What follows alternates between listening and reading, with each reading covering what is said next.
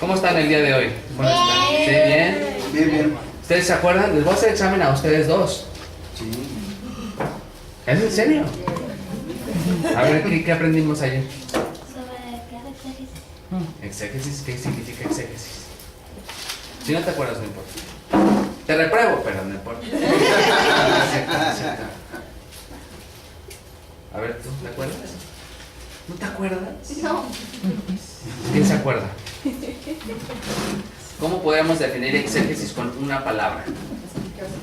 Explicación del texto bíblico, exactamente. Bueno, pero antes de comenzar, ¿qué les parece si ponemos esta clase en las manos del Señor? Y que el Señor nos dé su dirección, ¿ok? Vamos a orar. Padre Santo, te damos gracias por este día. Te pido que traigas con bien a aquellos hermanos y hermanas que todavía están por venir. Sabemos que estas fiestas y estas fechas pueden ser del mundo, o bien pueden ser unas fechas donde celebramos lo que tú has hecho a través de hombres tuyos, como Martín Lutero y entre otros, de ponerse de pie y estar en contra de lo que este mundo enseña. Y Padre Santo, te pido que nos ayudes a tener el mismo carácter, el mismo valor. Y Padre Santo, te pedimos que todo lo que hagamos, lo hagamos para tu gloria. Te pido que esta clase sea para tu honra y que, Señor, seamos edificados y aprendamos juntos. En el nombre de Cristo Jesús. Amén. Amén. Bueno,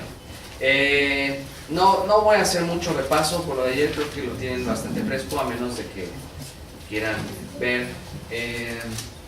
Bueno, el proyector lo vamos a usar más tarde, pero vamos a ver cuáles eran los primeros dos pasos de la exégesis.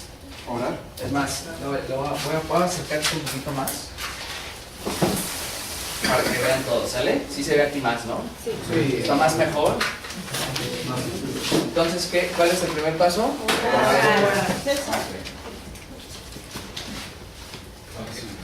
La oración. La dependencia. ¿Eh?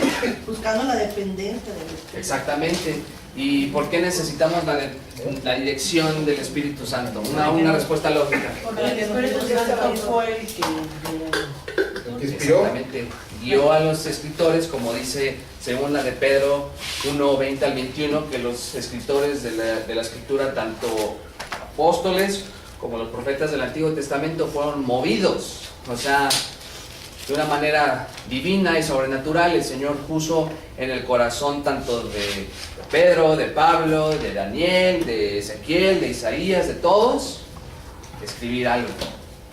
Y ese algo, ese producto final de lo que ellos escribieron, fue lo que el Espíritu Santo, ¿qué? Inspiró.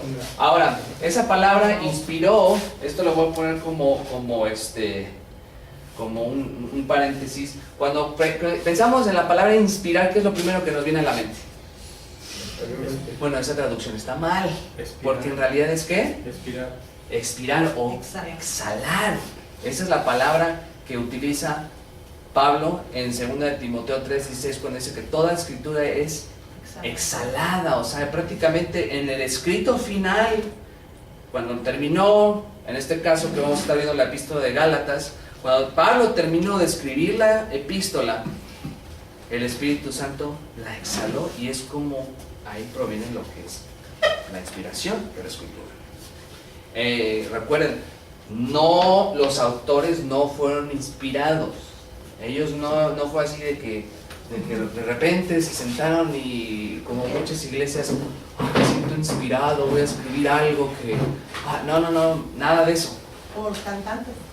Como cantantes también, sino que ellos fueron movidos, y cuando terminaron de escribir, el producto fue exhalado. Entonces, necesitamos de la oración para recibir dirección, que el Señor nos ayude a entender que lo que dice el texto. Hay secciones que son difíciles, unas más que otras, unas no tan difíciles, y aún así a veces ni siquiera las sabemos entender. Pero bueno, la oración. ¿Cuál es el siguiente punto? La traducción del texto. Ok. Traducción.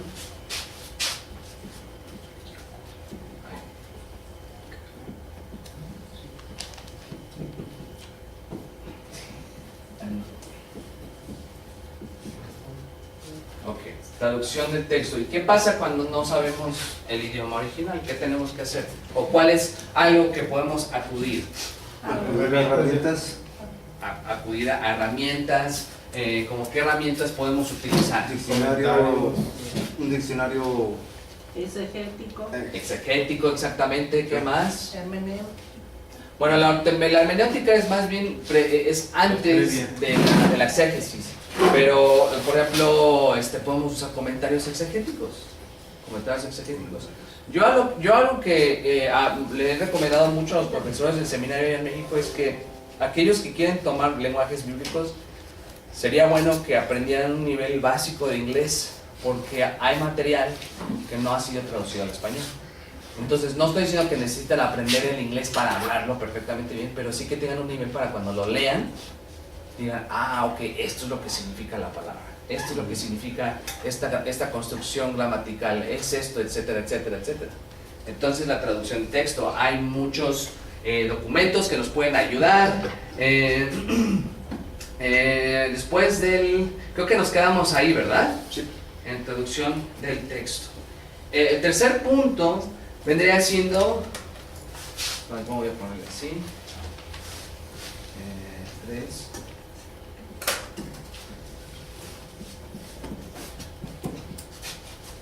Análisis, ¿qué?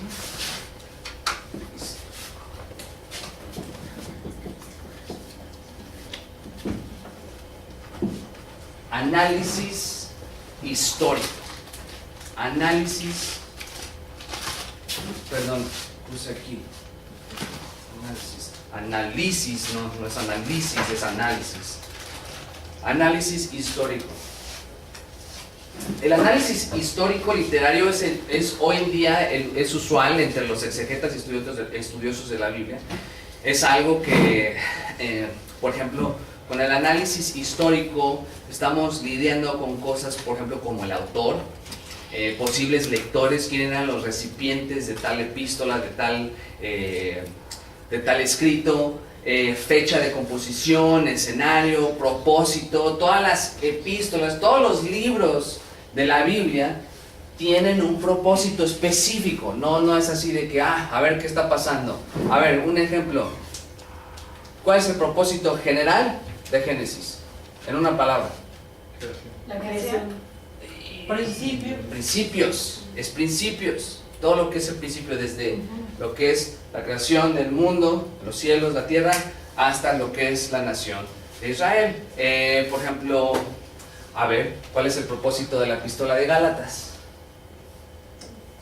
La sana doctrina. La sana doctrina, lo de la judaizantes. Resúmamelo en una palabra. fe. O bueno, en una frase. Salvación es por fe. Salvación, otra palabra. La justificación es por fe. Exactamente, la justificación es a través de la fe. Uno podría decir, es que son los judaizantes. Mira, el Señor no está tan preocupado con esas personas, está más preocupado con la sana doctrina y que no vaya a afectar a los que ya están aprendiendo. Entonces, justificación. A ver, otro ejemplo. Ahí les va una. Bueno, esta está muy complicadita. ¿Cuántos de ustedes han leído? Bueno, no os quiero poner no os quiero exponer, pero ¿cuál es el punto? ¿Cuál es el punto de la epístola de Hebreos?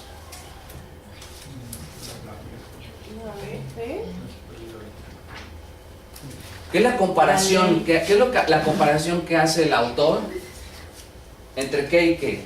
Quiere demostrarte que algo es que en comparación Cristo en el presente en relación a las figuras del Antiguo Testamento. Ok, casi, ahí vamos bien. Entonces Cristo, esa es una palabra clave. Cristo el Cordero, Cristo el sacerdote. El pacto antiguo y el nuevo pacto. Ok, pero ¿qué es característico del pacto antiguo? O más bien, el nuevo pacto y Cristo. No, Cordero. ¿Qué es característico? Escuchen la pregunta. ¿Qué caracteriza a Cristo y el nuevo pacto en comparación al antiguo pacto? ¿Que el nuevo pacto es qué? La sangre. Es... El nuevo pacto. A ver, les va a dar un ejemplo. Cuando Y voy a hacer un ejemplo, pero así, chavo. Tú tienes una motocicleta, le faltan cosas, o sea, todavía no está completa, pero funciona, está oxidada. Y de repente hay otra mejor, nueva, trabaja a la perfección, ya no necesitas la otra. Esta moto es que a esta. Es mejor. Es La iglesia perfecta de la sombra de los anteriores Es- y la de superior. ¿Quién dijo? Superior. El propósito entero de la epístola de Hebreos es demostrar que Jesucristo y que el nuevo pacto son superiores al antiguo pacto. Porque alguien dijo de las sombras. ¿Por qué? Porque el antiguo pacto fueron simplemente sombras de lo que vendría a ser Cristo. Entonces, por lo tanto, en esencia lo que está diciendo ahí, de hecho hay un versículo, creo que es en el capítulo 10, que el antiguo pacto lo cumplió primero Cristo, y una vez que ya cumplió todo el antiguo pacto, está próximo a desaparecer. Ya no sirve. Y de hecho esto nos relaciona un poquito a la epístola de Gálatas, porque en esencia está muy ligado a esta epístola, Hebreos y Gálatas. ¿Por qué? Porque también te demuestra cómo la justificación es por fe y no es por la ley, no es por obras humanas, sino es todo a través de la gracia, a través de la fe. Muy bien. Entonces vemos en lo que es en análisis histórico, vemos eso, que es el contexto de la epístola. Acuérdense, esto no se trata de mí, sino tiene un propósito, porque es lo que pasa muchas veces con muchos profesores y muchos predicadores. Te leen el texto, no te dicen nada de lo que está sucediendo, no te dicen el contexto, no te dicen los recipientes, no te dicen absolutamente nada. Te leen el texto y luego, ¿alguna vez te ha pasado esto? Espérate, hay algo. ¿Qué pasa si, cómo se llama la universidad que está atrás? ¿ITESO? Ok. ITESO, y del otro lado del periférico. ¿Cómo le hago para llegar a ITESO del otro lado del periférico? ¿Qué necesito? Necesito un puente. Y lo que estas personas luego hacen, se brincan el puente y ya no te explican el proceso del texto, para que de esta manera entiendas el texto, el contexto, los recipientes, el propósito de la epístola, para finalmente llegar a lo que es el día de hoy. Entonces, usualmente cuando se brincan de acá a acá, no hay eso, sino lo que es hoy, cómo afecta el texto en nuestro tiempo. Cuando se brincan todo ese proceso, siempre van a haber conclusiones fallidas, incompletas, y el problema es que ahora el texto va a ser acerca de quién. De sus experiencias. Exactamente, de lo que yo tengo, de lo que me falta, de yo. Y es por eso que luego hay iglesias que desafortunadamente no están muy bien. ¿Hay algún borrador? Buenas tardes. Ah, está perfecto, está bien. Entonces, ahora, les voy a decir esto, y lo que les voy a decir ahorita, a lo mejor les va a costar un poquito de trabajo entenderlo, porque es un poquito técnico, pero se los voy a decir de una vez para que estén preparados. Porque miren,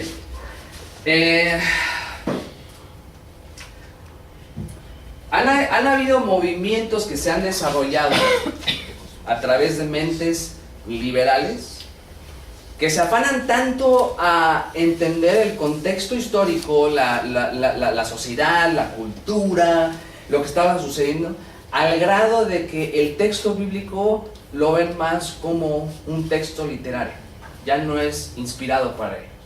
Y lo ven todo a través de la historia, de lo que vemos, la crítica textual, etcétera, etcétera, al grado de que ya lo ven como, pues esto no es la palabra de Dios, es simplemente un libro. Esto, hermanos, es más, voy a leerles esto. Algunos eruditos o profesores, así como algunas universidades teológicas más prestigiosas de Europa y en Estados Unidos, se han dejado llevar por lo que se conoce como la crítica alta. Eso escríbanlo, crítica alta. Y les voy a decir por qué es importante que tengan esto. Y se los digo con convicción. Cuando escuchen a un predicador referirse a la crítica alta, no lo duden 2 veces, sálganse de ahí. Es en serio, es en serio. ¿Por qué? Porque la crítica alta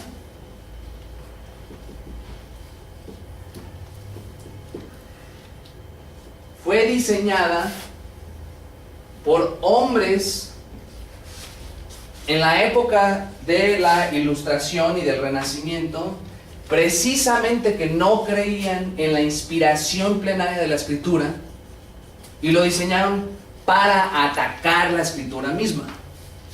Ahora, les voy a explicar un poquito más. La crítica alta es un sistema de estudio exegético que no necesariamente se basa en la dirección del Espíritu Santo.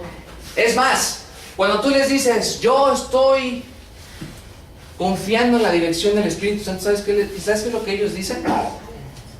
Es que tú no eres prestigioso. Es que tú necesitas un método de estudio que sea reconocido por Harvard, por Oxford, por Cambridge. Miren, esto a ellos se les hace muy ridículo.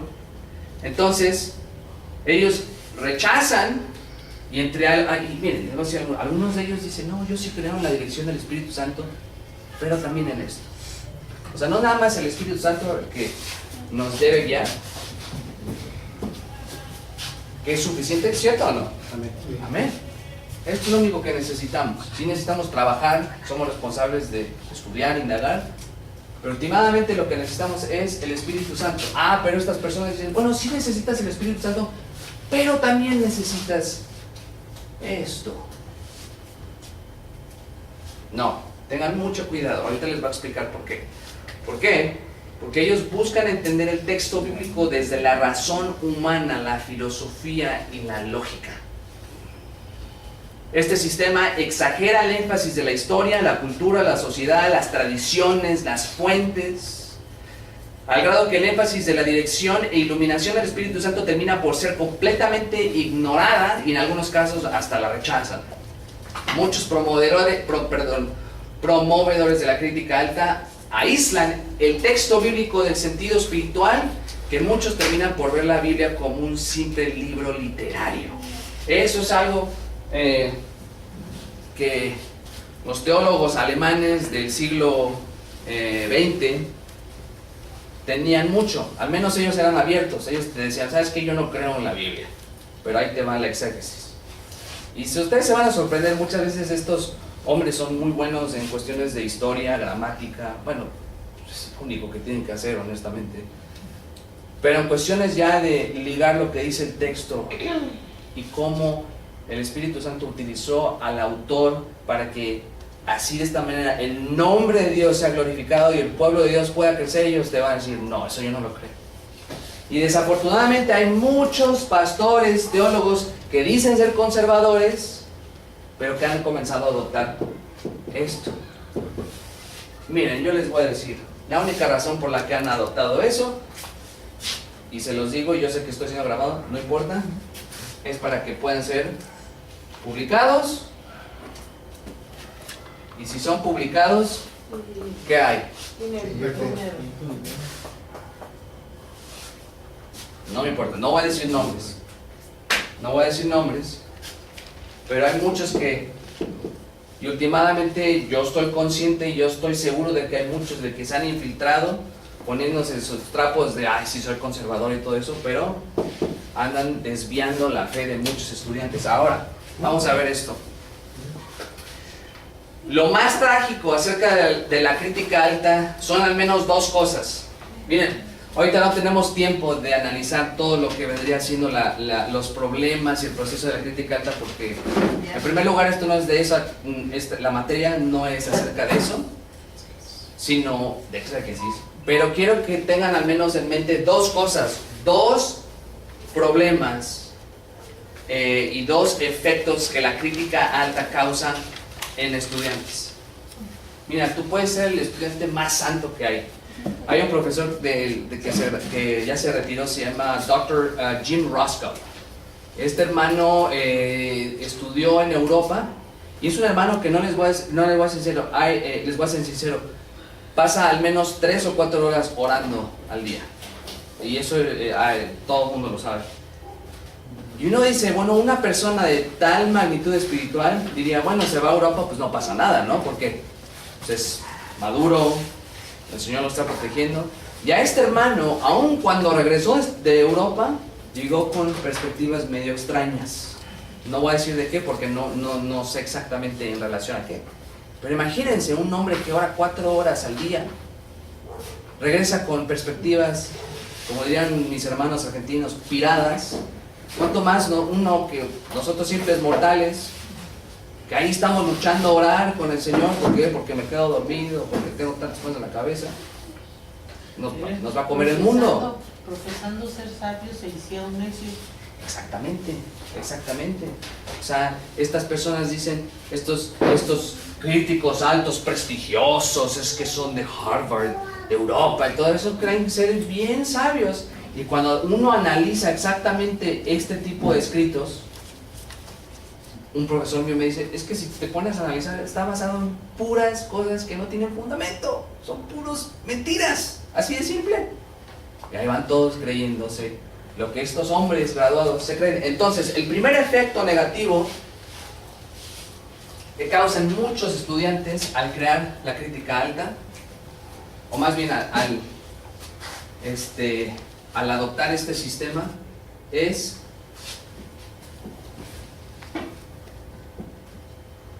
negación. ¿Negación de qué? ¿Ustedes a qué se imaginan? Negar completa o parcialmente la escritura, la inspiración. Parcial o completa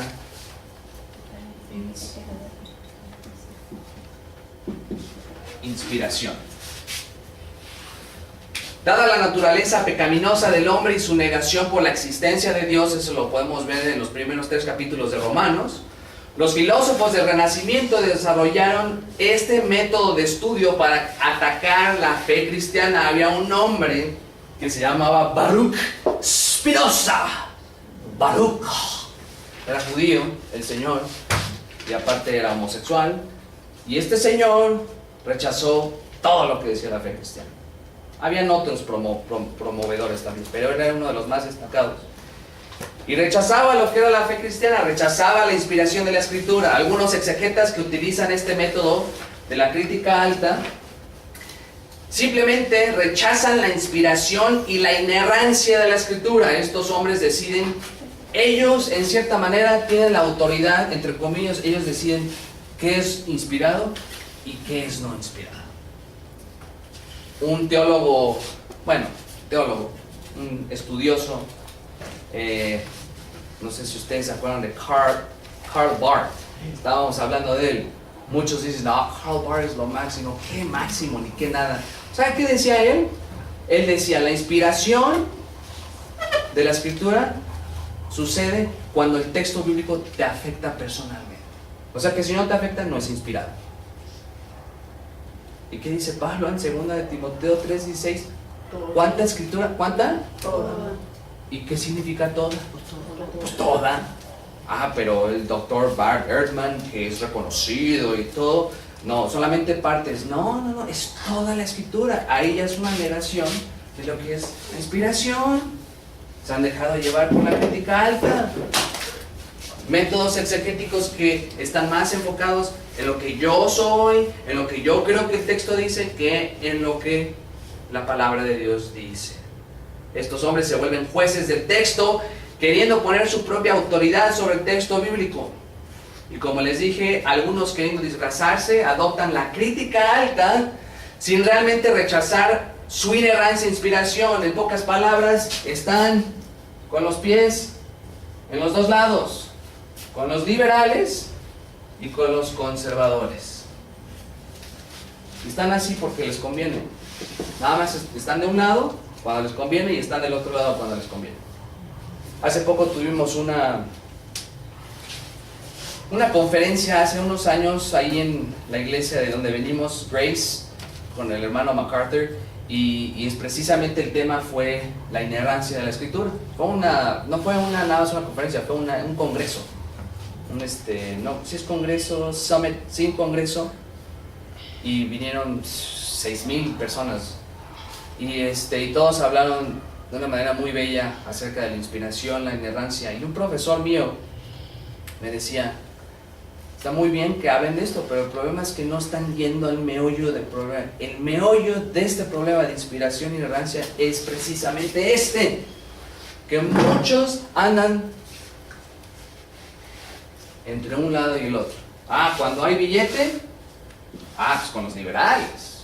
Cuando me van a publicar mis libros, cuando me van a publicar mis artículos, pues claro, pues miren, reconocimiento, prestigio, me van a invitar acá a predicar o a enseñar en frente de 30,000 personas.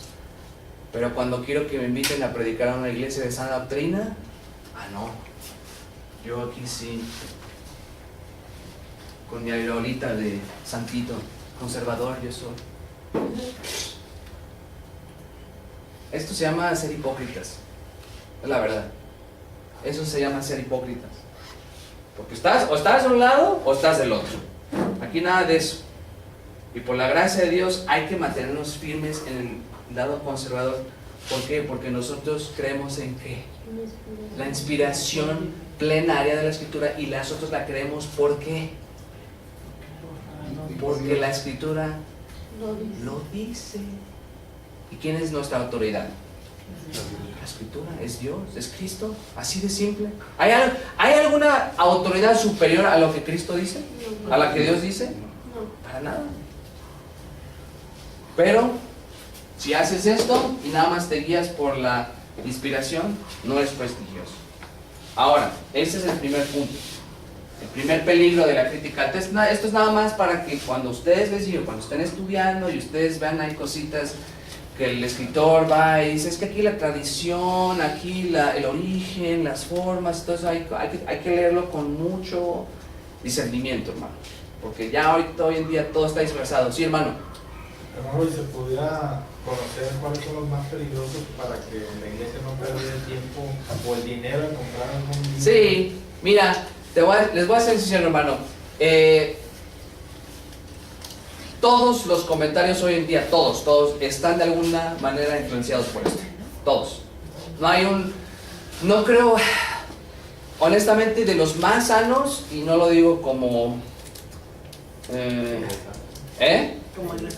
como egresado, pero por ejemplo los de William Hendrickson, de que uno de los que a lo mejor van a leer esta vez, es de los mejores.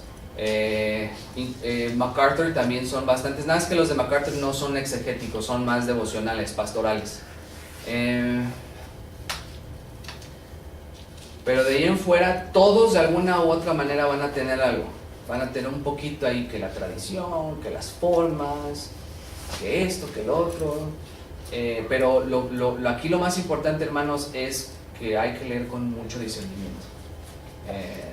Yo luego voy a analizar, eventualmente yo les paso algunos nombres de libros recomendables, vamos a ponerlo así, porque si me pongo a decirles cuáles no compren, bueno, va a ser Como dice va a ser Pablo, muy ¿verdad? Que difícil. siempre están aprendiendo, pero nunca llegan al conocimiento de la verdad. Imagínense si está dispuestos. Y esto, no estoy diciendo que estas personas que andan en los dos lados, no estoy diciendo que son falsos maestros, eso no estoy diciendo, no me malinterpreten, no estoy diciendo que son falsos o que son herejes, pero sí causa un tipo de confusión, causa falta de confianza también, porque dices, bueno, oye, el origen de la crítica alta no es algo, no tiene nada de bueno, nada de bueno. Lo único rescatable que podríamos decir, y lo digo con unas comillas gigantescas, es conocer trasfondo histórico. Es lo único. Pero de ahí en fuera, todo lo que la crítica alta enseña es siempre para desviar a la persona, al lector, de confiar, o te bloquea a que no confíes en el texto como lo tenemos el día de hoy, o como está escrito. Entonces no tiene nada de bueno. Y el problema es que sí son buenos, son muy buenos eruditos, estudian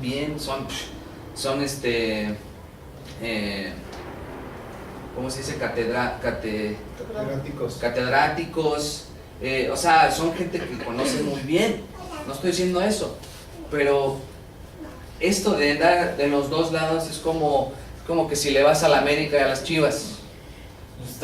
Un sábado juego, es un ejemplo muy tonto, ¿verdad? ¿Cuántos le van a las Chivas? Con vergüenza. Nada más, ¿no? ¿Y a la América? No, es posible. Ya no hablemos de eso, hermana. Yo digo que la palabra tenemos que enseñar que no hay nada nuevo bajo el sol. A ver. Que no hay nada nuevo bajo el sol, porque ahorita refiriendo a lo que decía que estaban en un pie en otro lado, me acuerdo del libro de Gálatas que está hablando cuando Pablo habla con respecto a Pedro, que comenzó a decir que no había problema pues, con los gentiles, y después vinieron los judaizantes y no, ya no se querían ni juntar para que no le... Y él estaba como así. ¿Y qué le pasó a Pedro? ¿Pero qué estaba? Estaba haciendo que también Bernabé ¿Estaba haciendo qué? Hipócrita. Está siendo hipócrita. Esa es la estaba verdad. haciendo, Miren, Pedro no es Dios. Y Pedro estaba siendo hipócrita. Y es por eso que Pablo dice, y lo que estaba haciendo era de que... Era de condenar. ¡Uf! Y estamos hablando de Pedro, el apóstol Pedro. Ahora imagínense, nosotros que pues no somos nada, gracias a Dios somos todo en Cristo, amén. Pero imagínense, nosotros que estamos ahí brincando, estas personas, estos hermanos que están brincando de un lado a otro, pues está peor también. Está peor porque le enseñan a los estudiantes, por un lado, que confíen en la inerrancia, en la inspiración de la Escritura, pero por otro lado, les dan métodos para ser prestigiosos, que después esos métodos les va a afectar su relación con el Señor. Entonces yo más adelante vamos a hablar, pero les digo, esto nada más lo estoy mencionando para que se les prendan sus antenas. Ahorita les voy a dar un ejemplo muy sencillo. Y el segundo, ahora sí que el segundo resultado de la crítica alta, el segundo resultado negativo, es también no nada más negación, sino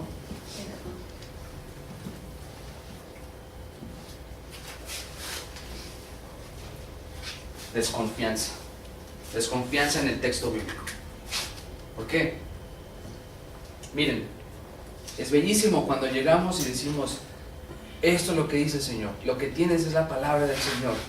¿Por qué lo creemos? Porque es lo que dice la Escritura. Tu palabra es verdad, tu palabra está establecida en los cielos, como dice Salmo 119. Entonces cuando llegamos a la palabra de Dios, cuando nos acercamos confiadamente, como dice el autor de Hebreos, al trono de la gracia, tú llegas ahí a la palabra de Dios, estudias, quieres conocer a Dios, pero cuando te metes en cosas así, o empiezas a tener este tipo de influencia, vas a empezar a tener desconfianza. Y yo se los voy a decir, a mí me pasó, no porque yo haya estudiado esto, sino que por cuestiones académicas tuve que estudiar qué es esto, y de alguna manera u otra sí te afecta, porque empiezas a ver el texto de una como algo humano, casi, esencialmente. Entonces, desconfianza. Cuando los estudiantes aprenden a través de la crítica alta a ver el texto bíblico desde un aspecto científico, filosófico, racional, ellos tendrán menos confianza en el texto. ¿Por qué? Bueno, porque están confiando en métodos de estudio y exégesis que están fundados en la crítica, la duda y últimamente en el rechazo de la autoridad y la confiabilidad de las Escrituras. Es eso. Por más conservador que uno se quiera hacer, si uno utiliza la crítica alta como medio de estudio, tarde o temprano su entendimiento de la palabra de Dios será afectado. Es garantizado. ¿Quién era el vendedor ese que decía garantizado? ¿Quién era? ¿No lo saben? No. A lo mejor yo lo inventé ahorita. Pero bueno, o sea, es garantizado que tarde o temprano te vas a desviar. Entonces, tengan mucho cuidado con este sistema. Y esto es porque está uno confiando más en la razón humana y en un sistema de estudio meramente humano. Déjenme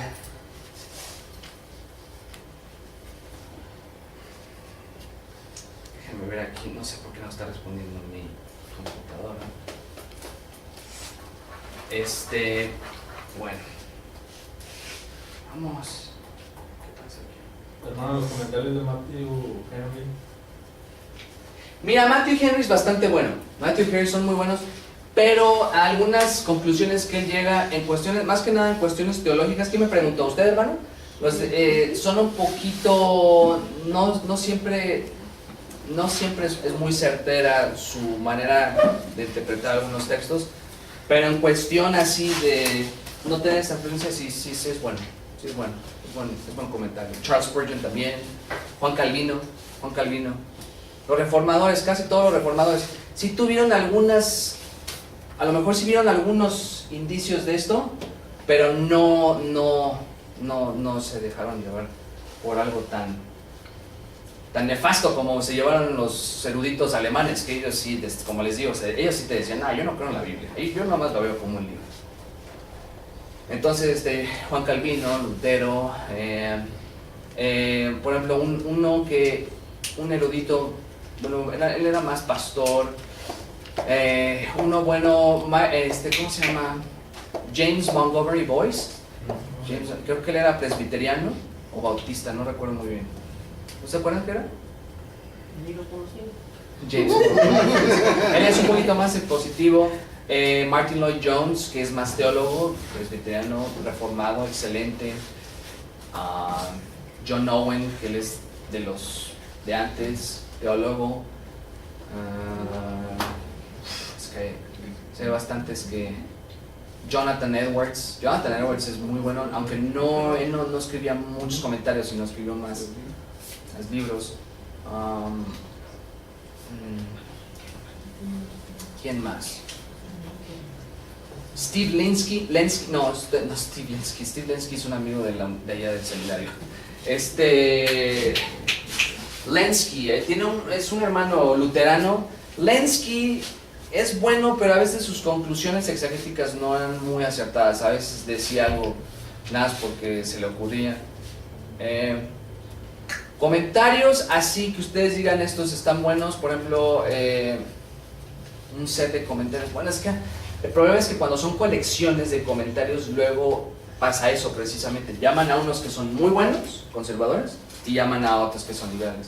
Entonces, estás leyendo Efesios, un ejemplo, conservador. Filipenses, te mandan a uno que no es conservador. Y así como que te lo campechanean, ¿no? Entonces compras todo el comentario y tú asumes, es que todos son buenos, pero ya después te das cuenta, no, esto no está tan bueno. R.C. Sproul, él es más teólogo, no escribió comentarios así en forma exegéticos, pero generalmente la mayoría de los comentarios exegéticos que lidian específicamente con el texto original, casi siempre, 95%, si no es que todos, están influenciados de alguna manera con esto.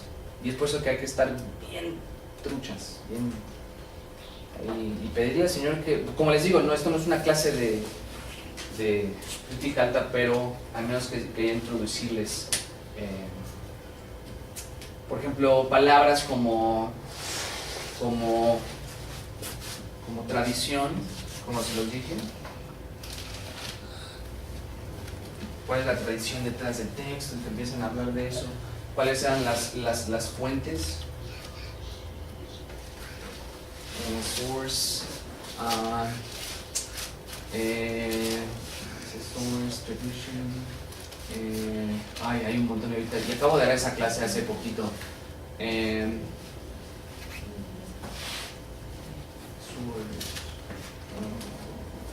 Redacción.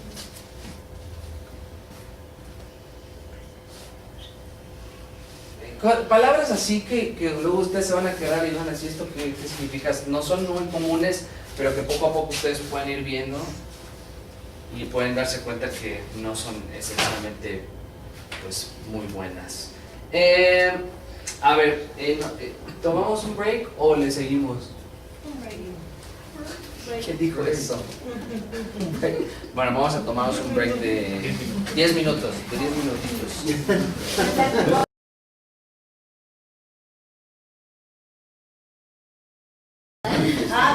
Bueno, entonces el último que vimos fue análisis histórico. Ahora vamos a ver lo que es análisis literario. 5. Se ve mejor en negro. ¿Sí? Sí. Ay, ¿cuál es el 4? Análisis histórico. ¿Eh? No, ese es el 3, ¿no? Ay, perdón, es el 4. Sí, Literario. tienes razón, perdón. Análisis literario es el 4. Gracias.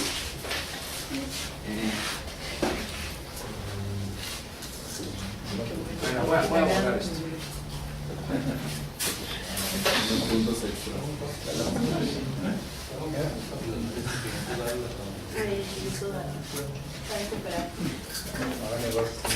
El análisis literario, es muy parecido a lo que les estaba diciendo, a lo que es analizar el contexto interno de la epístola o del libro que se está enseñando. Una vez, ustedes se acuerdan, digan un versículo del Nuevo Testamento que siempre la gente usa fuera de contexto. Filipenses 4:13. ¿Qué dice Filipenses 4:13? ¿Qué es lo que te dicen los pastores? Échale ganas. Échale ganas, todo lo puedes en Cristo. Una vez estaba, yo fui parte del coro de la universidad y me acuerdo, me acerqué a un señor muy lindo. Y le dije, hermano, es que yo siento que el Señor está poniendo en mi corazón el deseo de estar en el pastorado, estar en el ministerio. Y me dice, yo sé que lo vas a hacer porque todo lo puedo en Cristo que fortalece. Amén, amén, amén, amén. Y cuando se lo compartió a un hermano me dice, qué lindo, pero contextualizó el texto por completo, porque ese no es el significado de lo que dice Pablo. No, o sea, sí tenemos el Cristo, pero no porque tenemos a Cristo quiere decir que ya podemos volar, ya podemos hacer lo que queramos, o podemos alcanzar todas nuestras metas, como cuando dice esos predicadores del canal famoso Enlace, ojalá no me cobren derechos. Enlace al infierno.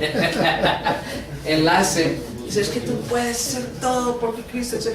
¿Cuál es el contexto inmediato de lo que Pablo estaba hablando? Sé vivir en abundancia y sé vivir en necesidad. En todo y por todo estoy enseñado. Exactamente. O sea, Pablo tuvo, no importa las circunstancias que estaba él viviendo, todo lo puede hacer en Cristo porque Él te fortalece. Entonces, el contexto, más bien el análisis literario, presta atención al contexto del texto en sí y al del entorno. El escenario original del pasaje es fundamental para una correcta interpretación del texto bíblico. En el contexto, o más bien el contexto inmediato del texto en sí, se refiere a los versículos o párrafos que preceden y siguen el texto que se están estudiando. El contexto general se refiere a los párrafos, capítulos e incluso al libro entero. Algo que me enseñaron mucho cuando estábamos aprendiendo predicación expositiva es que cuando tengas aquí supongamos que este es tu mensaje, el propósito de los versículos que estás predicando tienen que reflejar relación con lo que estaba antes, con lo que está después. Pero no solo esto, este propósito tiene que estar conectado con los dos y tiene que conectarse con todo el propósito general del libro o de la epístola. O sea, yo no puedo decir o explicar algo, por más independiente que se pueda ver una sección de un pasaje, siempre está conectado de alguna u otra manera, conectado a la idea general o el propósito principal del libro. No va a ser independiente. Bueno, y si Dios lo quisiese haber hecho independiente, bueno, Dios lo hubiera permitido. Pero en este caso vemos que siempre los textos que vemos siempre están conectados y siempre apuntan al propósito o al tema principal de toda la epístola. ¿Me explico?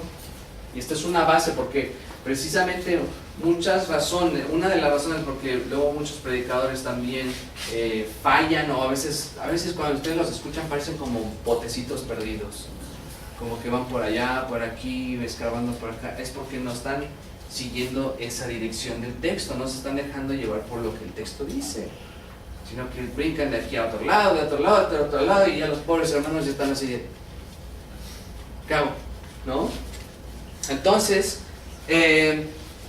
hay que siempre analizar los párrafos, capítulos, el libro entero en la que está insertado, o al Nuevo Testamento al completo, o si se trata de un pasaje del Antiguo Testamento, a veces la Biblia hebrea completa. O sea, siempre tenemos, o sea, hermanos, el estudio de exégesis es un trabajo que lleva tiempo, no es un trabajo que así de, saber qué pasa. Sí, a lo mejor a veces puede ser un poquito cansado eso, pero hermanos, imagínense, lo están haciendo con el puro texto bíblico, no están ahí viendo a ver qué dice esta persona, esta otra, no, todo es en base a lo que dice el texto. Y es por eso que les pidieron que leyeran el Gálatas, ¿cuántas veces? 7 veces. 7 veces. 7 veces 7. Amén. ¿Tú no lo lees? ¿Lo lees? Entonces,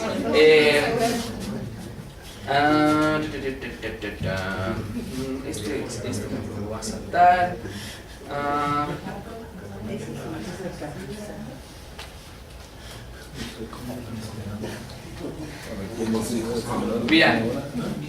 Miren, escuchen esto. Esto lo dice un hermano. Y pongan atención, hermanos. Hay un escritor que se llama David Alan Black, que escribe muchos libros acerca de gramática griega. David, perdón. Como David. Alan. ¿Es con doble L o una L?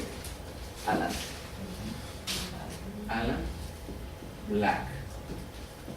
Este hermano escribe muchos libros así de gramática griega, cómo aprender, es como Mounce, otro muy conocido.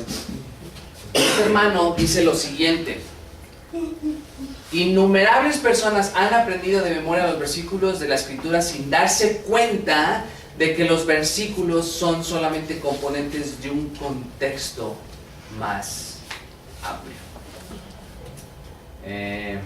Déjame acordarme, hay otro ejemplo, un texto que a ustedes les va a sorprender mucho.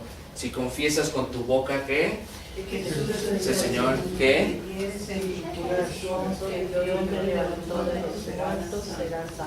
si confiesas con tu boca que Jesús es el Señor, serás salvo. ¿Qué pasaje es ese? Es en Romanos. Romanos, ok. ¿Qué parte de Romanos? Vamos a Romanos. No.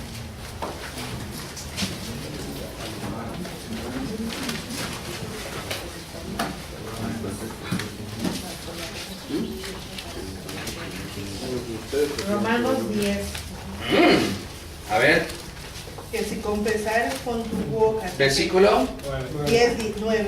¿qué? Que Jesús es el Señor y creyeres en tu corazón que Dios le levantó de los muertos, serás salvo. Porque con el corazón se cree para justicia, pero con la boca se confiesa para salvación. Ok. El versículo 9. ¿Cómo? Y estoy aquí, a lo mejor estoy siendo un poquito quisquilloso, pero usualmente, ¿cómo utilizamos este versículo? Para evangelizar. ¿Ah? Para evangelizar. Para evangelizar. Ok, ¿qué más? Para cuando una persona que pase al frente y diga, confiese. Una confesión. Confesión de fe. Bueno. En el texto, lo que está diciendo Pablo es que sí probablemente confiesas. Sí probable, es una clase de condición de tercer grado. Yo eventualmente les voy a explicar. Porque si ustedes se acuerdan, aquí el propósito principal de la epístola de Romanos, ¿de qué es? Es la que de Dios. Justicia de Dios. Entonces aquí, cuando, de hecho en sus Biblias podemos ver que la justicia es porque eso, yo sé que a algunos no les gusta leerlo, a mí tampoco a veces me gusta leer, no sé por qué me está dando tanta comezón mi bigote. Pero mira, vayan al principio del capítulo 10. Hermano, ciertamente el anhelo de mi corazón y mi oración a Dios por Israel es para salvación, porque yo les doy testimonio de quien tiene celo de Dios, pero no conforme a ciencia. Porque ignorando la justicia de Dios y procurando establecer la suya propia, no se han sujetado a la justicia de Dios, porque el fin de la ley es Cristo para justicia a todo aquel que cree.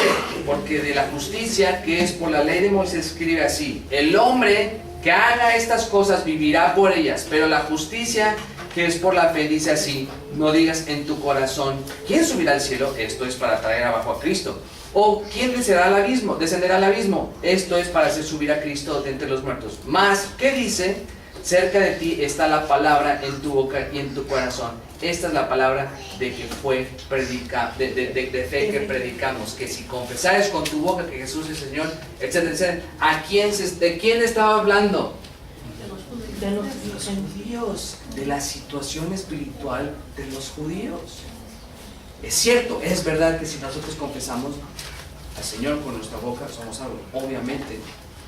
Pero en el contexto de este texto, aunque sí puede aplicar en ese sentido, se está refiriendo a la injusticia y a la necedad de los judíos. Como les dije, estoy siendo un poquito quisquilloso. ¿Por qué? Porque eventualmente en el capítulo 10 va a hablar del remanente, la salvación a los gentiles, etcétera, etcétera. Entonces hay un contexto. Pero lo que hacemos es que luego a veces agarramos ciertos versículos y los acomodamos, y a veces lo hacemos con una intención buena, pero la aplicación de ciertos textos a veces no es la apropiada. Y es por eso que necesitamos siempre ver ¿qué? El análisis literario, el contexto de la epístola. ¿Qué es lo que dice el capítulo anterior? ¿Qué es lo que dice el siguiente capítulo? ¿A quién fue dirigida? ¿Por qué? ¿Cuál es el problema? Etcétera, etcétera, etcétera. ¿Sí me explico? ¿Sí, hermano? Hermano, ahí entraría Apocalipsis 3:20. Apocalipsis 3:20. Recuérdame el versículo. Aquí estoy a la puerta y llamo. Si alguno oye mi voz, entraré con él y él conmigo. A ver, déjame. Vamos ahí. Vamos ahí. Que el hombre tiene la decisión, que el hombre es el que recibe el Cristo. Ah, ya sé a lo que te refieres. Mira,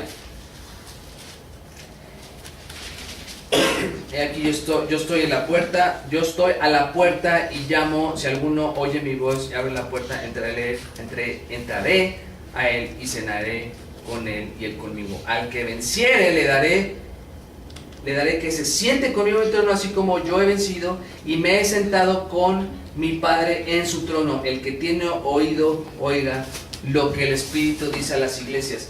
Hermanos, la Biblia nos enseña dos cosas. Me voy a salir un poquito del texto, bueno, más bien del tema que estamos hablando ahorita.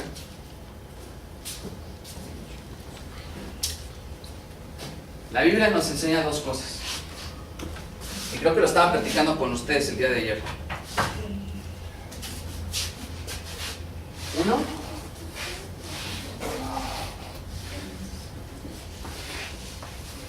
¿quién es soberano? Dios. Pero también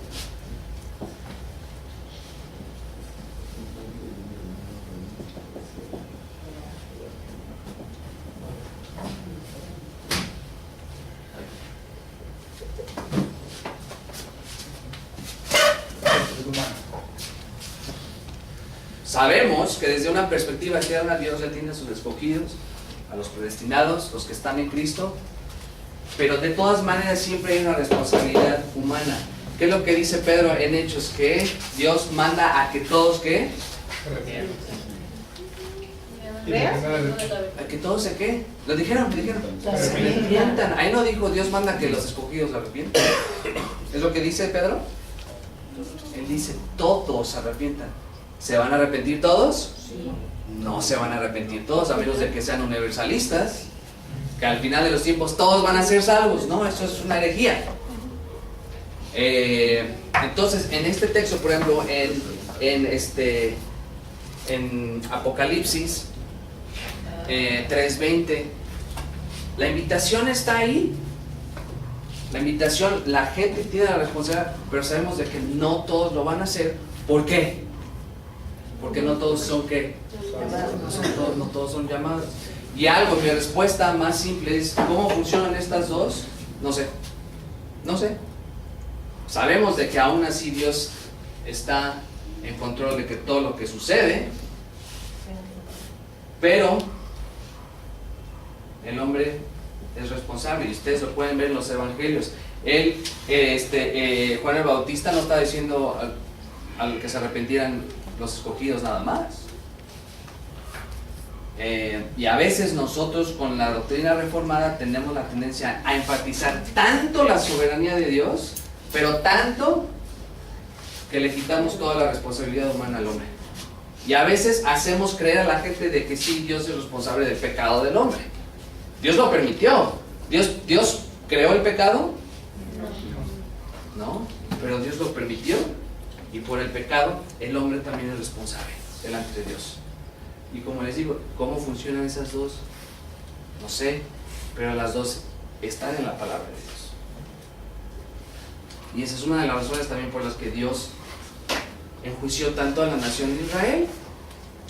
Si no, pues no nos hubieran enjuiciado, pero constantemente su desobediencia. Si obedeces, ¿qué?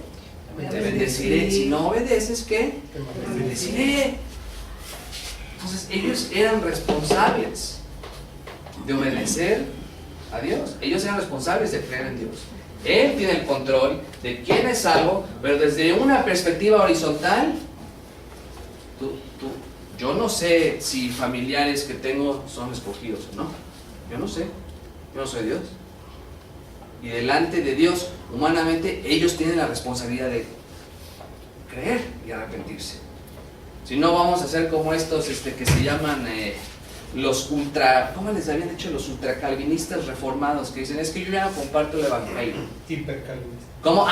¿Quién dijo? Hipercalvinistas reformados, gracias. Ellos dicen, no, ya no necesitas predicar el evangelio. ¿Por qué no? No, pues es como Dios ya sabe quiénes son escogidos, pues ya. Entonces, ¿qué le haces a la gran comisión? ¿Qué le haces? ¿La vas a desobedecer nada más porque soy hipercalvinista? Entonces, hay algo y yo honestamente quisiera saber cómo funciona, pero no sé. Pero por la gracia de Dios hay un llamado eficaz y cuando Dios nos llama, respondemos. Entonces, en ese contexto podría ser esa. Estoy aquí está. De hecho, cuando... Bueno, no voy a meter en problemas, pero en ese aspecto pues está, mira, el Señor está ahí, dice que el que viene a mí no le echo fuera. O sea, constantemente están las invitaciones de Dios ofreciéndole a la gente. ¿O no? ¿Sí o no? ¿Amén o no? ¿Amén? Pero últimamente Dios es el que está en control de la salvación de las personas y Él sabe quién escogió, Él sabe quién es predestinado, Él sabe quién adoptó en Cristo desde antes de la fundación del mundo, pero nosotros no sabemos. Hermanos, no nos hagamos tontos. ¿Cuántas veces ha pasado de que han habido hombres y mujeres que han servido al Señor por toda su vida y de repente al final de esos días, no, pues yo no creo nada? Eso, hermanos, ¿cómo lo podemos explicar? No solamente humanismo, sino que obviamente Dios es soberano, ellos son responsables, pero ellos tuvieron una fe que nunca fue verdadera. Entonces, no sabemos, imagínense. O sea, es algo que, es por eso que nosotros constantemente debemos estar fortaleciendo nuestra fe, fortaleciendo nuestro andar con el Señor. Es lo que Filipenses, lo que Pablo dice mucho en Filipenses. Hay varios versículos. Ahorita estoy pensando tanto que me estoy confundiendo, pero esa es la mejor respuesta en cuanto a lo que me preguntó el hermano. Ahora, ¿me explico o no? ¿Me explico o no? Sí. No vayan a decir que el hermano es arminiano, no es cierto. Para nada. Al contrario. Soy deformado. No es cierto. ¿Qué dije? Hiperreformado. Hiperreformado. Bueno, entonces, ¿alguien tendrá una servilleta que me regale? O un Kleenex. Uno así como ese. Sí, uno es, ya, hermana, ya aquí. Gracias. ¿Eh?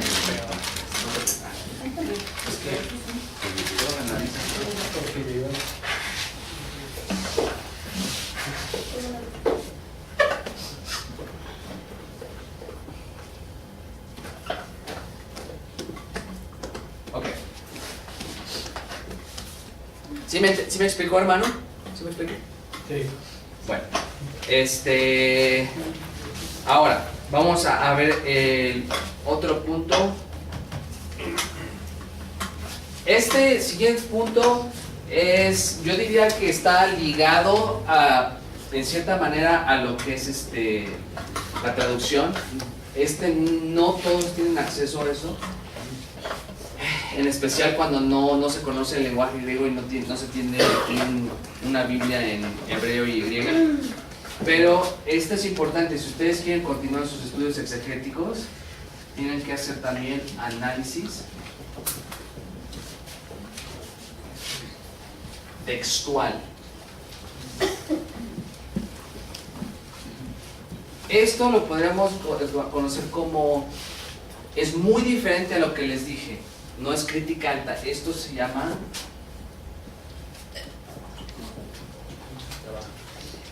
crítica textual, es muy diferente. Crítica textual esencialmente es ver las diferentes variantes que hay en los manuscritos.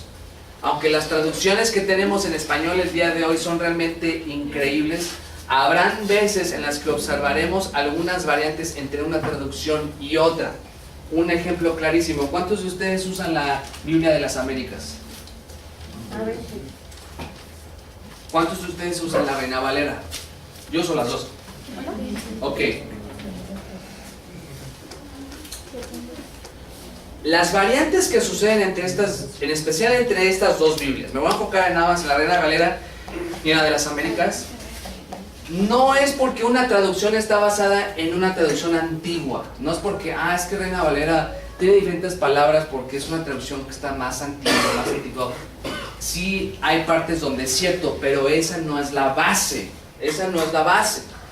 En algunos casos, algunas traducciones contaron con menos manuscritos que otras traducciones. Reina Valera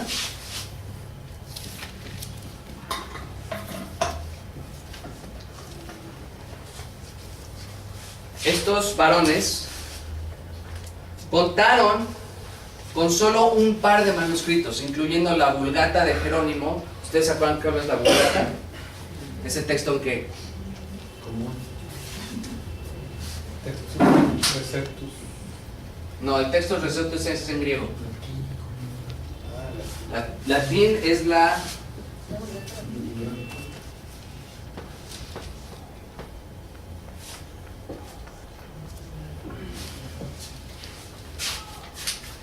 Vulgata de Jerónimo, así como el texto hebreo masorético y el texto Receptus, que es del griego. Ahorita les voy a explicar de dónde viene. Por otro lado, esta es la Reina Valera. Por otro lado, un ejemplo ya un poquito más contemporáneo, la Biblia de las Américas contó o utilizó los mejores manuscritos disponibles que tenemos hasta el día de hoy. ¿Ustedes cuántos manuscritos creen que tenemos disponibles hasta el día de hoy? Échenle, aunque adivinen. 1400. 1400. Más. 9000. Menos. 6000. 6000. Casi. 5000. Alrededor de 5000 manuscritos.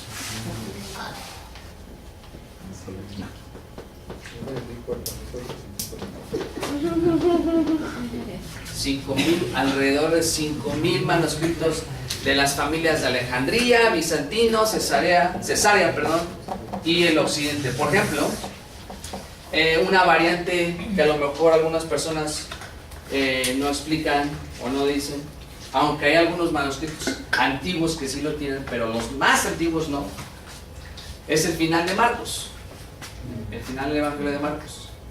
De hecho, el hermano MacArthur una vez estaba predicando a través de Marcos, y cuando llegó al capítulo 16 dijo: esto no lo voy a predicar. En los versículos que correspondían, que eran, si quieren ir ahí, capítulo final de Marcos. Era el capítulo final, pero eran en específico, no, perdón. Sí. Teléfono, sí. La 16.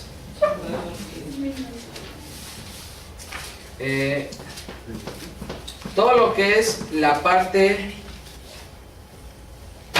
de lo que es al final del versículo 9, hasta el versículo 20 del capítulo 16, no están los manuscritos más antiguos. Los más antiguos, vamos, aquí lo voy a... Ay, no sé qué le pasa a mi computadora.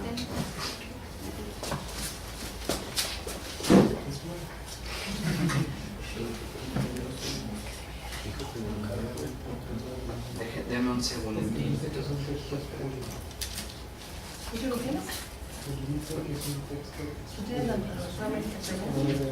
Vean, ¿quién tiene ahí? ¿Quién tiene la Biblia de las Américas? ¿Usted, hermana? No la trajo. No, es que en el internet no le va. Una Biblia física. No. Yo la tengo en una aplicación. No me sirve. Bueno, a ver. Manos arriba. Atención, nada más.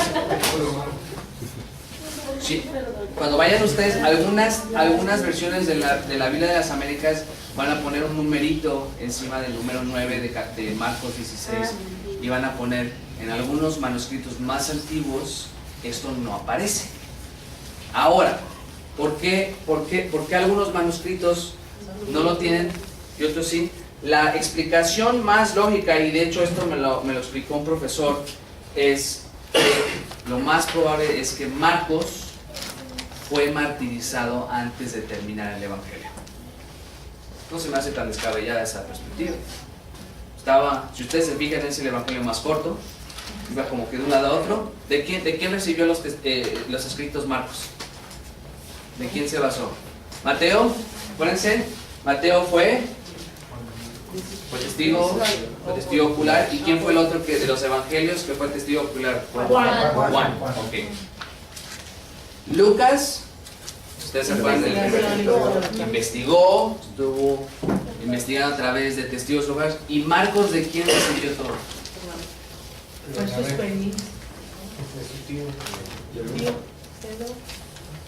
¿Quién dijo? Pedro, no, de Pedro. Él recibió el testimonio de todo lo que estaba Pedro. Entonces, ya aquí al final, algunos manuscritos van a poner este final no está, algunos manuscritos. Entonces, aquí, obviamente, en sus Biblias van a ver que ponen ese tipo de cosas. Y esto es en base a lo que es la crítica textual, saber qué manuscritos tienen. Ese es un ejemplo rápido. Hay un versículo de Mateo que dice: hacia la honra, la gloria,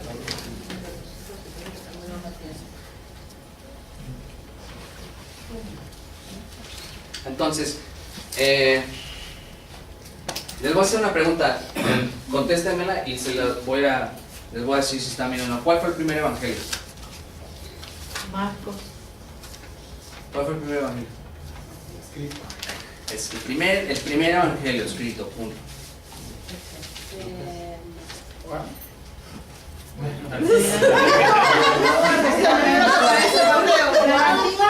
¿Cómo que del antiguo? Pues evangelio desde el Nuevo Testamento. El que dice Isaías es un evangelio, porque habla de... O sea, es antes, como la de la semilla y la simiente en Génesis 3:15 de la semilla. ¿Ustedes se acuerdan? De la serpiente. Ese se le llama protoevangelio, pero yo me estoy refiriendo a evangelios del Nuevo Testamento. ¿Cuál fue el primero de los cuatro? Lucas. Vamos a adivinar. Los cuatro. Mateo. A ver, ¿quién habla? 5, 4, 5. ¡Vendido! Quemados porque tiene historias que también se las comparten Lucas y Mateo. Pero esa, bueno, no lo quería decir, no fue Marcos. Y de hecho, los que dicen, abogan por Marcos, son influenciados por la crítica alta. Yo les voy a explicar después. Y entre uno de ellos, no voy a decir su nombre, yo solo voy a decir, lo dijo en un sermón y yo cuando lo escribí dije, no puede ser que... Fue Mateo. Fue Mateo el primero. Mateo. Yo le dije. Bueno, pero no fue Marcos. Luego les explico por qué. Pero vamos a continuar con lo de la exégesis. Entonces, bueno. Esto se los voy a leer, no lo voy a escribir porque me va a llevar mucho tiempo.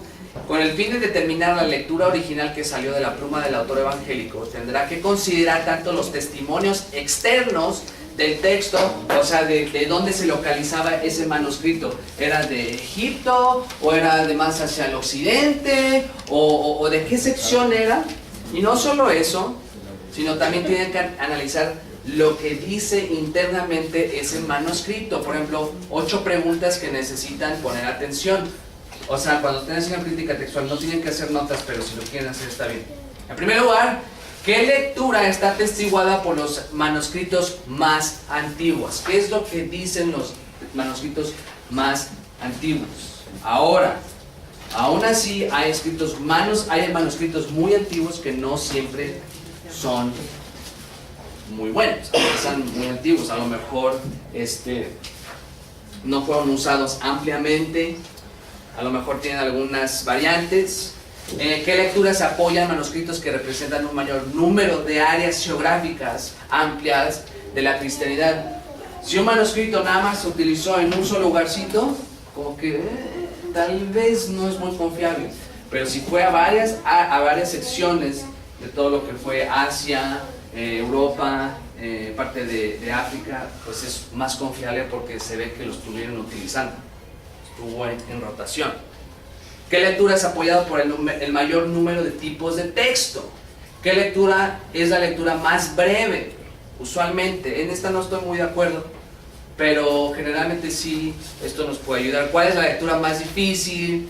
¿Qué lectura está de acuerdo con el estilo y vocabulario del autor, etcétera, etcétera? Esos son algunos puntos, no tienen que meternos en muchos problemas, pero nada más para que tengan una idea. Hay al menos 4 familias textuales, porque una vez estaba platicando con mi cuñado y decía, es que el manuscrito alejandrino, y cuando me dijo eso casi me rasgo las vestiduras, porque no existe el texto alejandrino, porque son familias y hay manuscritos que pertenecen a esas familias. Lo que él quiso decir es el texto tal de la familia alejandrina, eso es lo que quiso decir. Entonces, hay al menos 4, aunque algunos dicen que son 3, no me voy a meter en problemas. En primer lugar, tenemos el texto que les acabo de decir.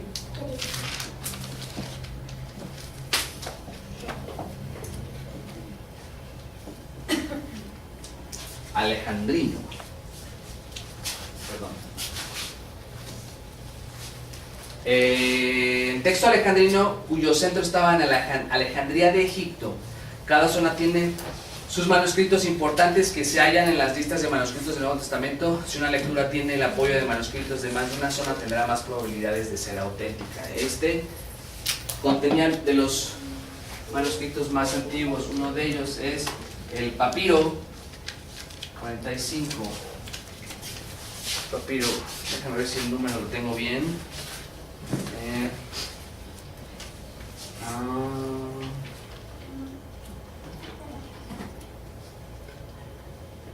No entiendo por qué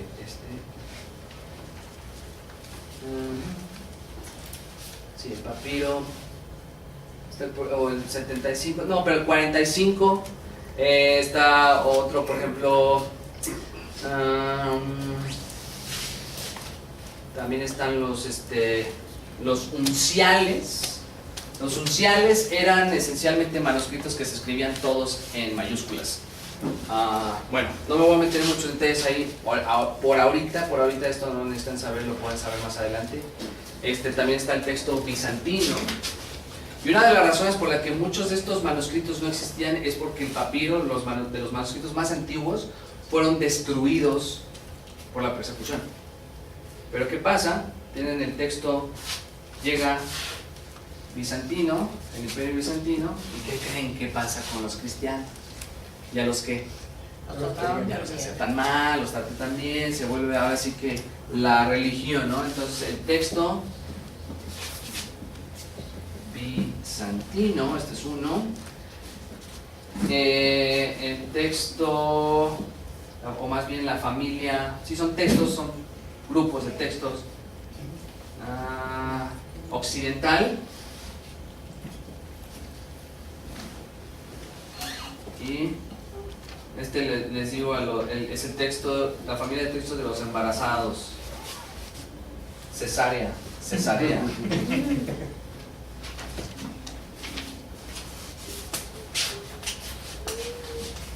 Esas son las 4 familias más importantes. Entonces, esto es el análisis textual. Como les digo, a lo mejor algunos versículos que ustedes, hermanos que van a estar predicando, a lo mejor hay una variante, porque esta palabra en un manuscrito tiene esta palabra y en este otro texto, a ver, déjenme si me acuerdo del... Hermano, es como el de cuando Jesús le dice a Pedro, ¿me amas? Fileo.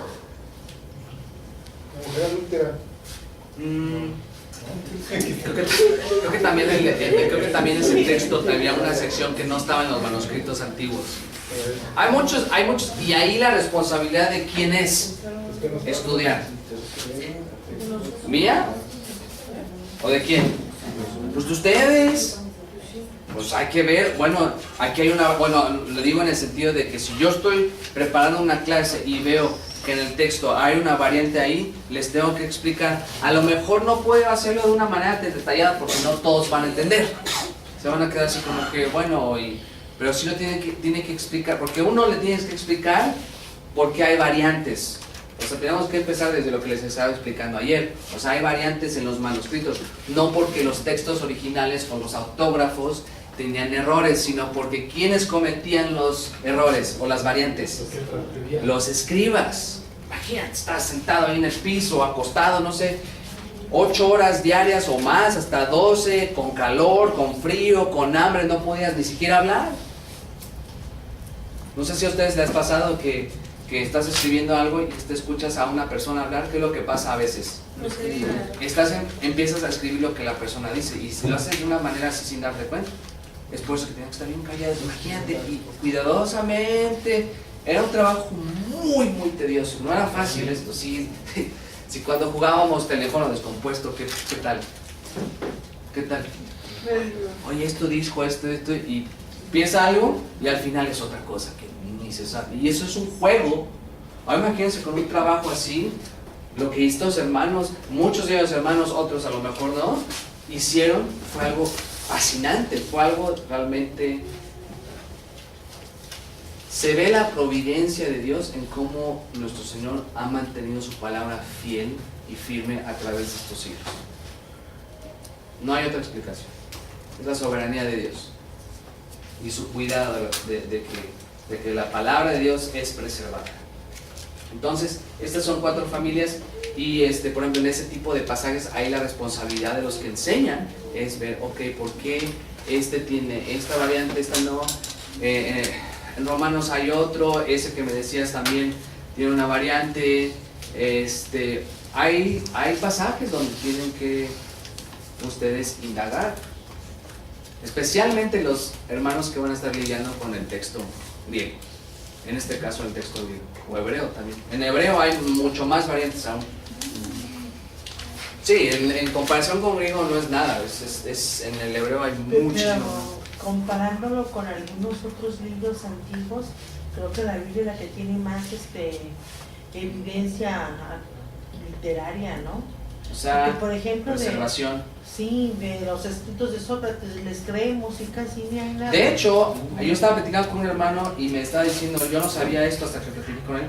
Sócrates, algunos dicen que ni siquiera existió él, que es nada más un ideal de una persona que se cree que era Sócrates. Todo el mundo, Sócrates, pero me dice es que a lo mejor ni siquiera existió. Pero como dice un hermano, dice la Biblia ha sido comprobada científica, física, espiritual, ha sido comprobada y ha sido demostrar que es verdad en todos los aspectos. Pero ¿qué es lo que hace el hombre natural en su pecado? La quiere La presiona, la esconde, como que no olvides. Estaba platicando con su hijo Quique cuando me comparte que me dice que le comparte el evangelio a muchachos, que su reacción inmediata es enojarse. Y se enojan porque no quieren, y su respuesta es no me hables. Oprimen la verdad. Me gusta la palabra en inglés suppress, como que la suprimen. La detienen, como que no quieren, pero entonces es la verdad. Lo mismo con la palabra de Dios. Hay gente que está con sus métodos ahí liberales y todo, queriendo desprestigiar la palabra de Dios, pero no pueden hacerlo. Y precisamente hacen eso porque no quieren ser expuestos con su pecado. Y dicen, no, es que esto nada más historia, como decía mi hermano Daniel, estamos platicando ahorita que los liberales, los que son muy, muy liberales, dicen, sí creo en la historia, pero todo lo que son los milagros, eso no pasó nada. No les conviene. Pero lo triste es que ellos creen que se están haciendo un favor, cuando en realidad se están haciendo más daño. Bueno, y vamos ahora. ¿Qué hora es? Oh my God. ¿A poco ya se quieren ir? No, nos quedamos aquí hasta las 3 de la mañana. Ya está aquí. No. Vamos a ver los últimos dos puntos rápido.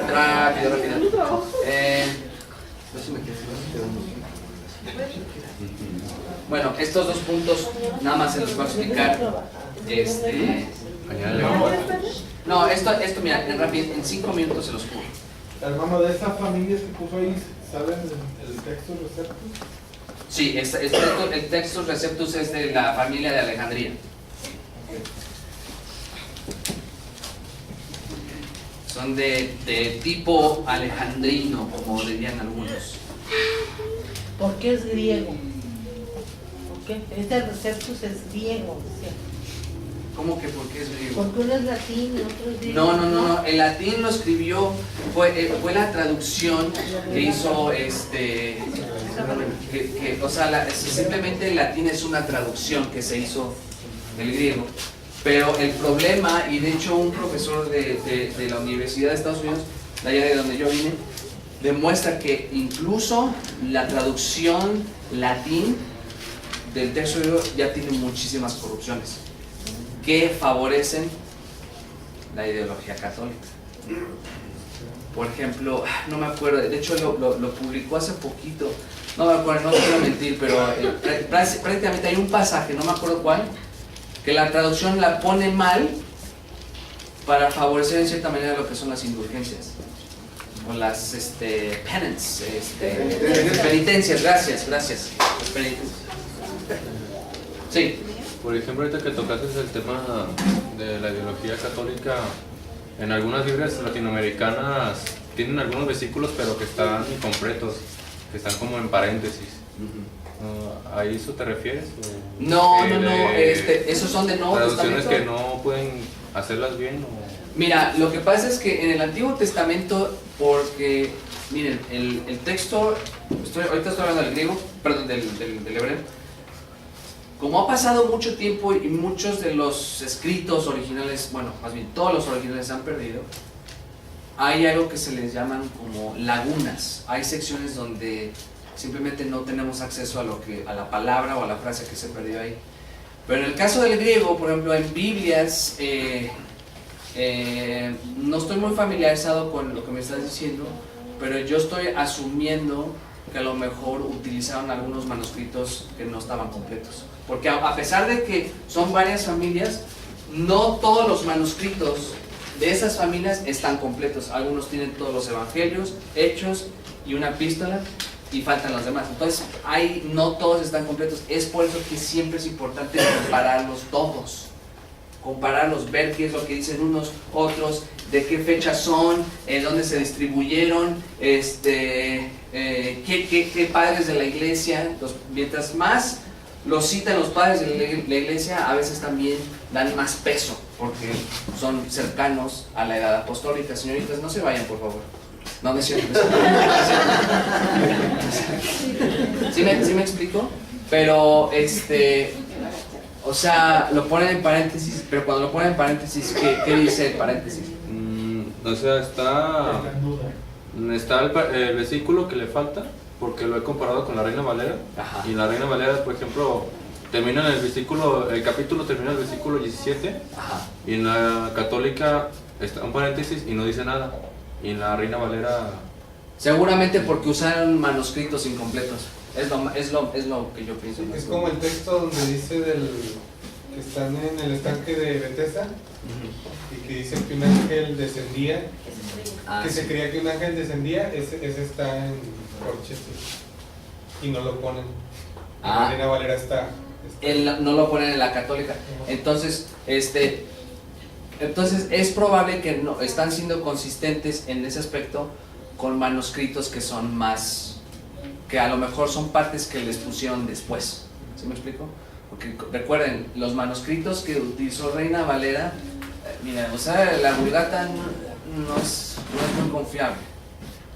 No estoy diciendo que la Reina Valera está mal, pero tiene algunas variantes bastante significativas, como por ejemplo con la Biblia de las Américas, pero todo es en base a la crítica textual que ellos usaron.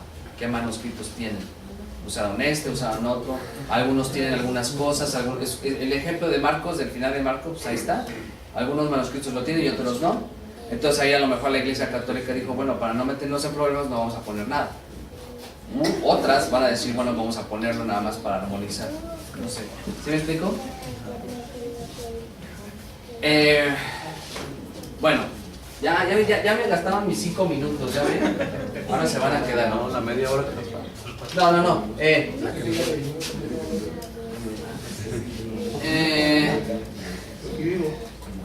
Llegamos tarde. Sí, rápido. Análisis. Sexto, rápido. Análisis.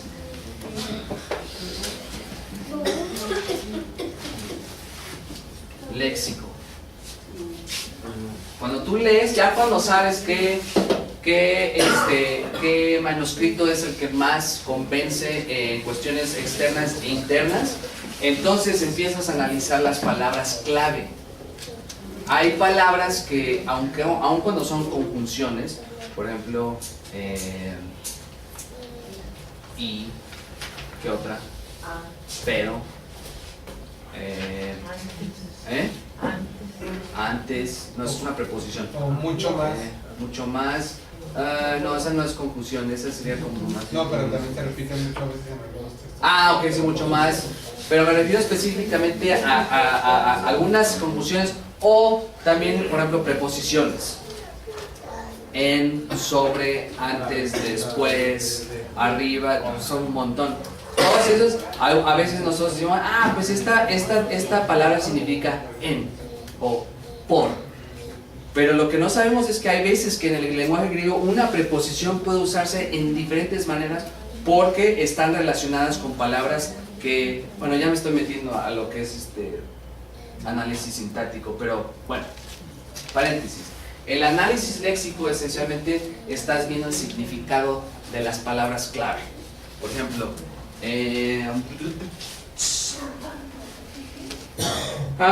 un ejemplo muy fácil o muy sencillo.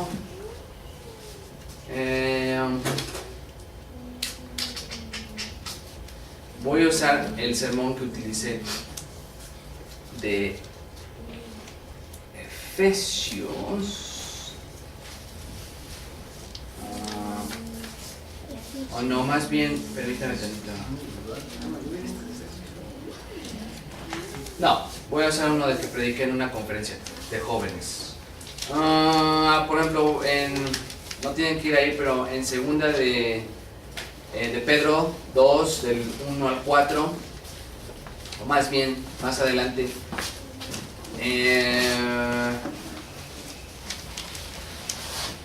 por ejemplo, en en los versículos, perdón, Ay.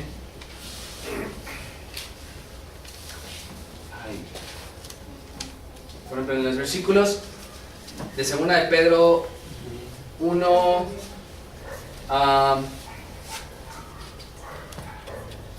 del 5 al 7, del 5 al 7, ¿no?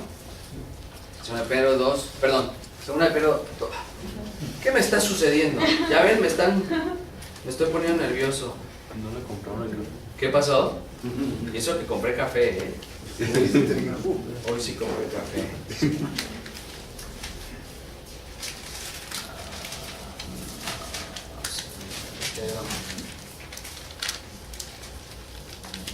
Sí, segunda de Pedro capítulo 1 y después del versículo 5 al 7. Alguien que lo quiera leer rápidamente. Vosotros también, poniendo toda diligencia, por esto mismo añadid a vuestra fe virtud, a la virtud conocimiento, al conocimiento dominio propio, al dominio propio paciencia, a la paciencia piedad, a la piedad afecto fraternal y al afecto fraternal amor. Bien, gracias hermano. Ahí, ¿cuál es la responsabilidad del estudiante en su análisis léxico? En esos dos versículos, 3 versículos, perdón.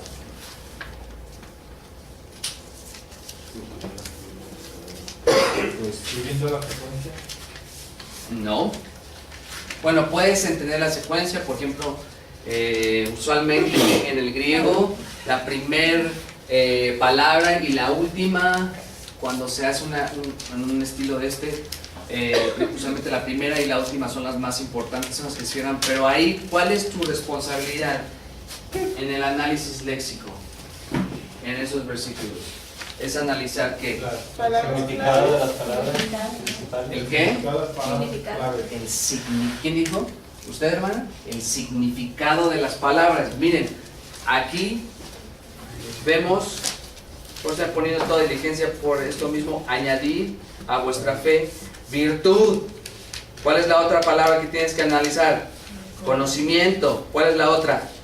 Dominio propio. ¿Cuál es la otra? Paciencia. ¿Cuál es la otra? Piedad. ¿Y cuál es la otra? Afecto ¿Y fraternal. cuál es la última?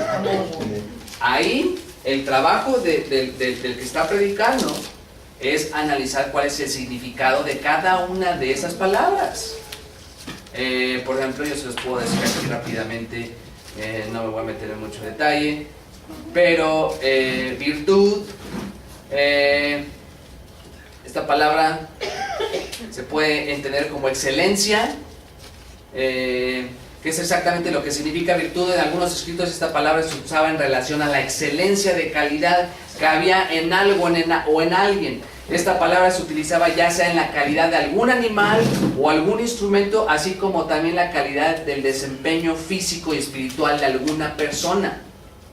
Entonces, cuando analizamos el significado de las palabras, cómo se usaban a lo mejor en la antigüedad, en el griego clásico, cómo se utilizaba en la Septuaginta, que es en el Antiguo Testamento en griego, cómo se utiliza en otros textos del mismo Nuevo Testamento, nos amplía y nos deja ver de una manera más clara lo que significa cada palabra.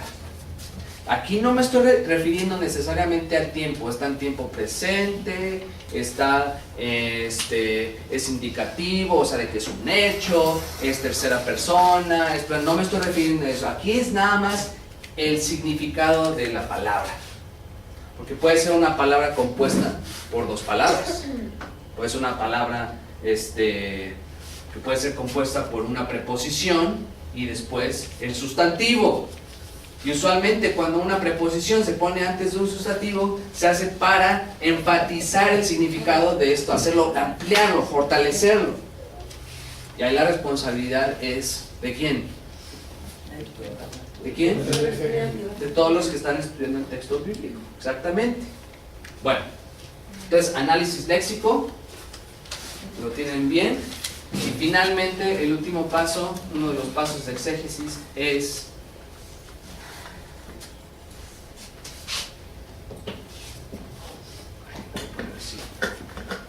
análisis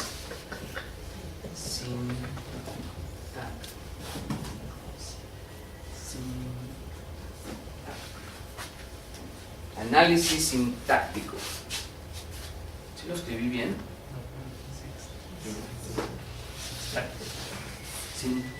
Sintáctico, me puse aquí una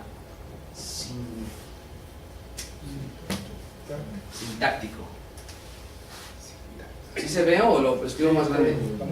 ¿Sí? Sintáctico. Sintáctico viene de syntax. Ahora, ya cuando se ve el significado de las palabras, queda mucho por hacer. Es importante observar el orden de las palabras, dónde se pone el sujeto, el predicado, va antes, después. Usualmente cuando una palabra se pone al principio es porque está tratando de hacer énfasis.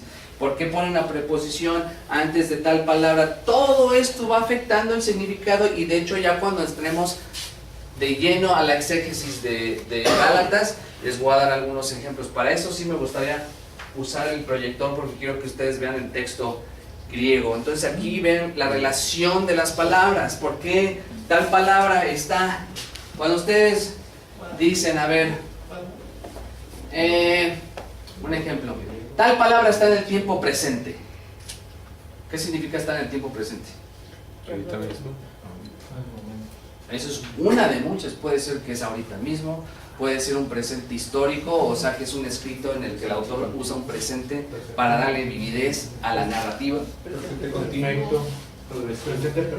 Presente perfecto, exactamente, progresivo, costumario, habitual, costumario, presente, costumario,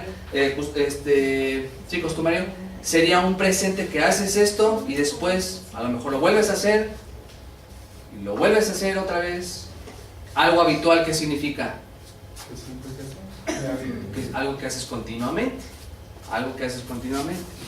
Entonces tiene que ver, bueno, a quién se refiere. Está hablando en primera persona, en segunda persona, en tercera persona.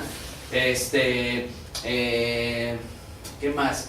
Femenino, masculino. Ayer les di un ejemplo de Efesios, ¿se acuerdan? Del don. Porque por eso usados por medio de la fe, y esto no es de vosotros, pues es un don de Dios. El don es neutro, y la fe y la gracia eran ¿qué? Están en femenino. Entonces hay uno que hace, bueno, es que está ahí demostrando Pablo que todo lo que es la salvación, la fe, la gracia, la salvación, todo es el don de Dios. Entonces son el tipo de cosas que nada más lo podemos saber si estamos viendo el texto original y vemos ese tipo de detalles. Preguntas, confesiones, arrepentimiento, confesiones.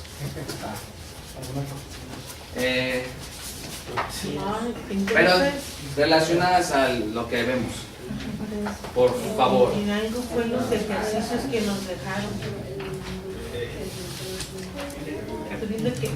Que en estas 7 cosas, en algo hay relación de los ejercicios que nos dejaron para.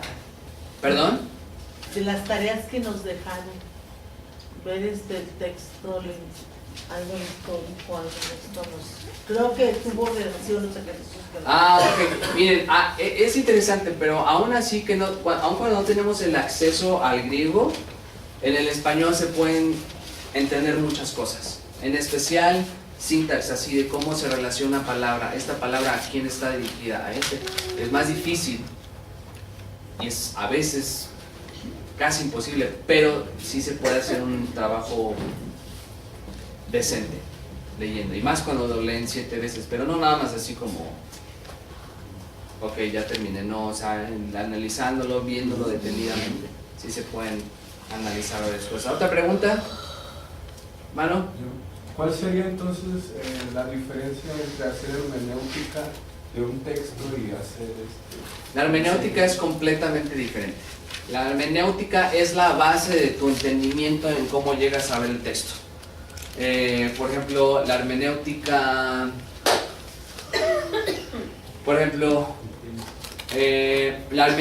la base de la hermenéutica es, la primera pregunta es, ¿qué es lo que dice el autor en su contexto original? ¿Qué es lo que está diciendo? Y en base a que ya sabes lo que estás buscando, entonces ya haces tu exégesis.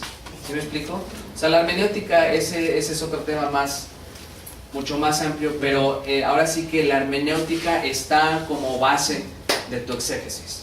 Si tú dices, bueno, es que yo voy a entender la Biblia de manera alegórica todo, pues cuando hagas tu exégesis, lo vas a hacer todo alegórico. Pero si lo entiendo literal en el sentido, no literalista, pero si lo entiendo literal en el sentido de que todo esto, que a lo mejor, supongamos Pablo, nuestro Señor Jesucristo está diciendo, era literal en ese momento. ¿Por qué? Porque de esa manera es como lo entendió la audiencia original. ¿Me explico? Esa es la hermenéutica. Entonces, cuando ya llegas con ese entendimiento, ok, lo voy a hacer o de esta manera o de esta manera, no me voy a entrar en detalles de cuál es mejor o cuál es peor. Yo considero y creo que la mejor manera es entender qué es lo que dijo el autor en su lenguaje original, en su contexto original, de una forma literal, cuando el texto lo demuestra. No cuando, o sea, cuando sabemos que hay símbolos, cuando sabemos que hay metáforas, obviamente lo vamos a entender de esa manera, pero ¿cómo lo entendió la audiencia original? ¿Cómo lo escribió el autor? Y en base a esa idea, hago mi exégesis. La hermenéutica de los liberales es no creo nada, en cierta manera. Entonces cuando te traducen el texto, pues te van a poner ahí, va a ser un texto seco, no va a ser así como, a lo mejor hasta ciertos aspectos milagrosos te los van a traducir demasiado ásperos, ¿no? Así como, no sé qué significa, pero bueno. ¿Sí me explico? Sí. Ok. Otra pregunta. Ya todos tienen un sueñazo bien sabroso. ¿No? Bueno, ahora sus vidas, pues voy a predicar ahorita. No, es cierto, no. ¿Otra pregunta, hermanos? Bueno, hermanos, que el Señor les bendiga. Nos vemos mañana. Vamos a orar rápidamente. Padre, te pedimos que nos lleves comida a nuestros hogares, y Padre Santo, gracias por tu gracia. En nombre de Cristo Jesús. Amén.